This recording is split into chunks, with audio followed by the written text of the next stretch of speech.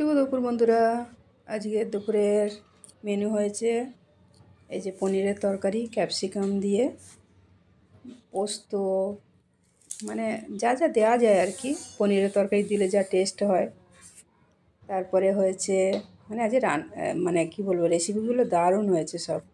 এটা পালং শাকের তরকারি হয়েছে, মূলো, আলু, বেগুন, বড়ি দিয়ে হয়েছে একটা গামাখা তরকারি। দারুণ, দেখতে তো ভালোই লাগছে, খেতেও ভালো হবে, এ তো বোঝাই যাচ্ছে।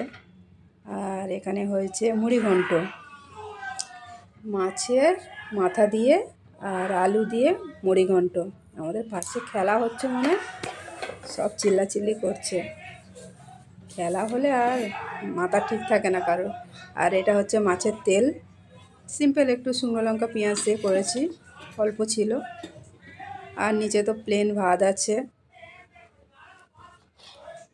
আর এখানে একটু সর্ষে বেটে রেখেছি, এটা লাস্টে মানে অন্য একটা রেসিপি হবে, তা ওইটার ভিডিও এখন করিনি, পরে একদিন দেখাবো। ওটা প্রেসার কুকারে করব, ওই জন্য রেখে দিয়েছি।